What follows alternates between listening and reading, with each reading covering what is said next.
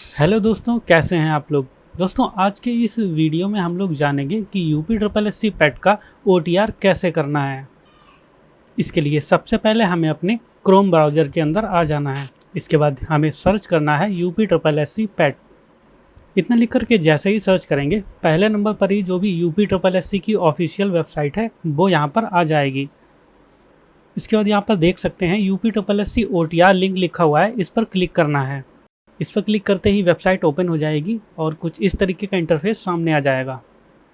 यहाँ पर पहले नंबर पर ही आपसे पूछेगा कि क्या आपके पास UP triple S C PET 2025 का रजिस्ट्रेशन नंबर है या नहीं है। अगर आप यहाँ पर नो करते हैं तो आपको सारी डिटेल्स मैनुअली फिल करनी पड़ेंगी। इसके अलावा एक और चीज़ आपको ध्यान रखनी है, मोबाइल नंबर और ईमेल आईडी को यहाँ पर वेरीफाई भी कर लेना है। यहाँ पर आप लोग देख सकते हैं कि दोनों के ही नीचे क्लिक हेयर टू वेरीफाई का ऑप्शन दिया गया है। इसके बाद पर्सनल डिटेल्स के अंदर पहले नंबर पर अपना नाम डालना है, उसके बाद अपने नाम को कंफर्म भी करना है। ध्यान रखिएगा, सिर्फ नाम को ही कंफर्म करना है, बाकी सारी चीज़ों को एक एक बार ही भरना है। इसके बाद यहाँ पर आपको अपना जेंडर देना है, उसके बाद फादर्स नेम, उसके बाद डोमिसाइल आप कौन से स्टेट से हैं, और उसके बाद आपको अपने डिस्ट्रिक्ट का नाम बताना है। इसके बाद यहाँ पर आपको अपनी डेट ऑफ बर्थ बतानी है। इसके बाद मदर्स नेम बताना है और फिर कैटेगरी का नाम। इसके बाद बेसिक एकेडमिक डिटेल्स के अंदर आपको अपने हाई स्कूल की डिटेल्स भरनी है। पहले नंबर पर आपको बोर्ड का नाम बताना है, उसके बाद पासिंग ईयर बताना है, उसके बाद रोल नंबर बताना है और फिर परसेंटेज या फिर ग्रेड सिस्टम है ये बताना है। उसके बाद ऑब्टेन यानी कि प्राप्त अंक बताने हैं। उसके बाद टोटल यानी कि पूर्णांक बताना है और फिर लास्ट में परसेंटेज। इसके बाद यहाँ पर आपको अपना फुल एड्रेस बताना है। सबसे पहले नंबर पर थोड़ा सा ध्यान दीजिएगा, यहाँ पर नेम एंड केयर ऑफ लिखा हुआ है। इसका मतलब है यहाँ पर सबसे पहले आपको अपना नाम डालना है, उसके बाद कॉमा लगा करके अपने पिता या फिर माता का नाम डालना है। बाकी सारी चीज़ें आपको पता ही हैं, ये अपने अकॉर्डिंग आप भर लेंगे। इसके बाद अगर आपका permanent and correspondence address same है तो यहाँ पर सेम एज परमानेंट एड्रेस लगा देना है। ठीक है, तो इतनी डिटेल्स उन लोगों के लिए हैं जिनके पास पहले से रजिस्ट्रेशन नंबर नहीं है। अगर आपके पास पहले से 2025 का रजिस्ट्रेशन नंबर है तो इतनी डिटेल्स आपको पहले से ही फिल होकर के मिलेंगी। इसकी आगे का प्रोसेस दोनों ही लोगों को भरना है, चाहे आपके पास पहले से रजिस्ट्रेशन नंबर हो या ना हो। अब देखिएगा, इसके बाद यहाँ पर आपको अपना एक कोई डॉक्यूमेंट देना है, जो कि पैन कार्ड, ड्राइविंग लाइसेंस कुछ भी हो सकता है, लेकिन आधार नहीं हो सकता। इसके बाद यहाँ पर आपको उस डॉक्यूमेंट का नंबर भरना है। नेक्स्ट स्टेप में आपको अपना एक लेटेस्ट फ़ोटो और सिग्नेचर अपलोड करने हैं। इन दोनों का साइज़ यहाँ पर बताया गया है, जिसमें फ़ोटो 50 से 100 KB और सिग्नेचर 30 से 50 KB के बीच होने चाहिए।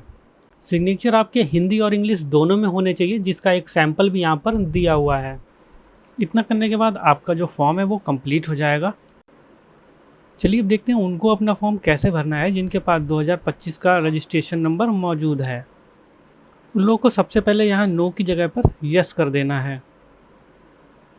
इसके बाद इस तरीके का इंटरफेस खुलेगा। यहाँ पर आपको अपना रजिस्ट्रेशन नंबर भरना है और रजिस्ट्रेशन नंबर भरने के बाद गेट OTP पर क्लिक कर देना है। इसमें थोड़ा सा टाइम लग सकता है, इसके लिए वेट करेंगे।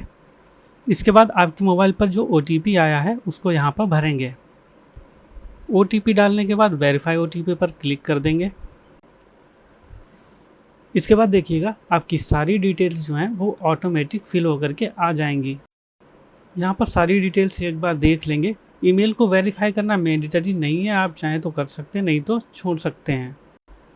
उसके बाद इसको स्क्रॉल करेंगे और जैसा कि मैंने पहले ही बताया था, आपको यहाँ पर सिर्फ 2 से 3 चीज़ें ही भरनी हैं, जिसमें सबसे पहले आपको एक डॉक्यूमेंट देना है जिसमें आधार कार्ड एक्सेप्टेबल नहीं है।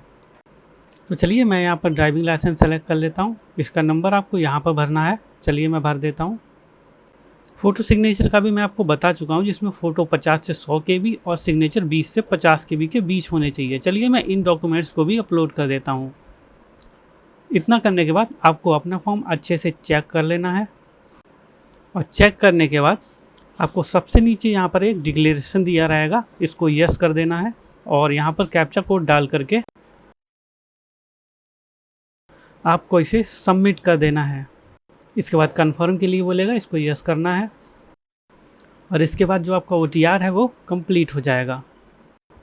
दोस्तों OTR कंप्लीट होने के बाद आपको इस कंफर्मेशन पेज का स्क्रीनशॉट ले लेना है या फिर इस OTR नंबर को नोट करके रख लेना है। तो फाइनली दोस्तों हमारा जो OTR वाला सेक्शन है वो कंप्लीट हो चुका है। आगे की प्रोसेस के लिए मैंने एक अलग से वीडियो बना दिया है, आप उसको जा कर के देख सकते हैं। मिलते हैं अगले वीडियो में, तब तक के लिए जय हिंद दोस्तों।